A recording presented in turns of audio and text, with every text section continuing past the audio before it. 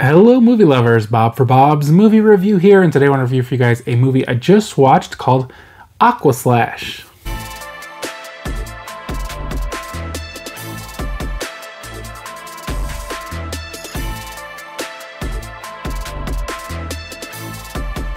This one is available now on digital and was sent to me for review by Hound Films. This is a horror movie. It is not rated. It has a 1 hour and 12-minute runtime. It is directed by Renaud Gauthier and stars Nicolas, Fontaine, Brittany, Drisdelle, Nick Walker, Madeline, Harvey, Paul Zinno, Chuipka. Anyways, so this is a movie about a group of teenagers who have just graduated high school, and it's a yearly tradition that they do their senior party. I don't know if it was like over the weekend or just 2 days or how exactly it worked. They spend it at a local water park, and they have kind of like a all-night party, and they spend the night and then they keep partying the next day. Now they all get there, and I was kind of partway through the movie, I was kind of wondering, like, do they say when this is? Is this current or is this past? And they did say it was like the class of 2017 or 2018. I remember that. So it is a modern movie. But the thing that kind of confused me about that is because they don't really have anything that really specifically shouts out that it's modern. You know, like it seemed like the cars were maybe a little older. But I could be wrong on that. I mean, they're not really using cell phones or any kind of thing to really point to when this is from. And it's really done in the style of the 80s slasher movie, with the setup of people being killed at the very beginning, and then you get into the movie, and some people see the killer, but you don't see him, and of course they never say the name, and stuff like that, and kind of the acting in the beginning felt a little bit like that, and so they're having this party, and of course there's all these kids are drinking and doing drugs and partying and hooking up and making out and just kind of all the teenage things that's always portrayed in these movies.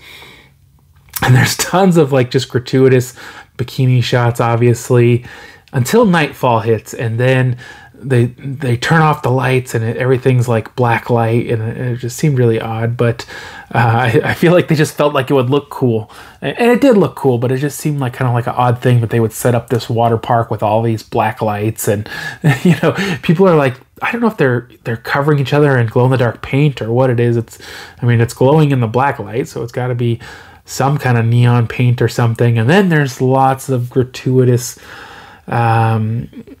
female nudity, which is kind of the normal for these kind of movies.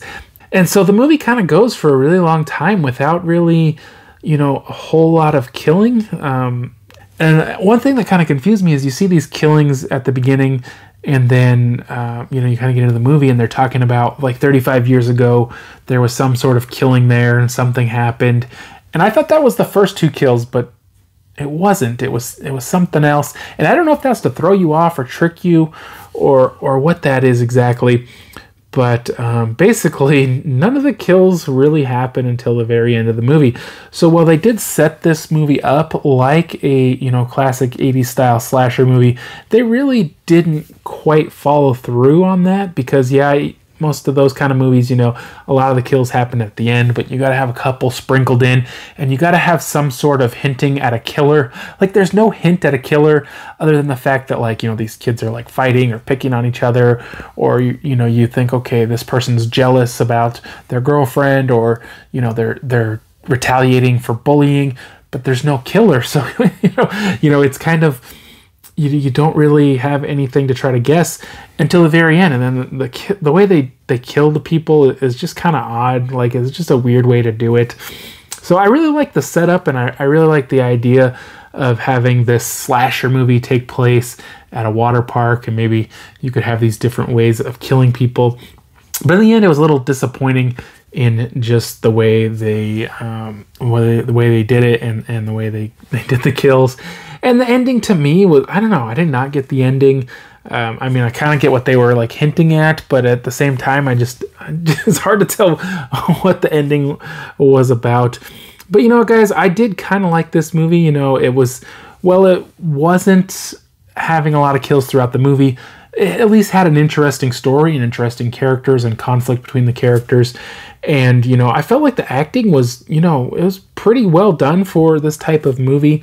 And I didn't ever find myself being bored or just like, you know, how these movies get sometimes. They just get really slow parts and you're just like, okay, move on. It felt like this movie was interesting. Of course, the movie is only an hour and 12 minutes, so it's fairly short.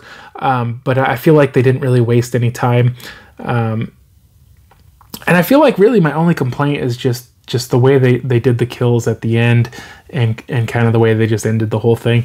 But otherwise, guys, I thought it was a fun movie. You know, I think, you know, kind of slasher fans, I hate to say slasher fans because I think you'll be a little disappointed in the slashing, but fans of the 80s slashers, I think this was definitely an interesting take, and definitely kind of like a little lower budget kind of film, but definitely one to check out. I gave this one a 3 out of 5.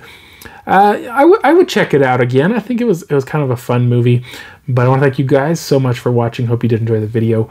If you haven't already, subscribe for more videos. Check out the videos. And for more movie news, check out my website, BobsMovieReview.com. And I'll see you guys next time.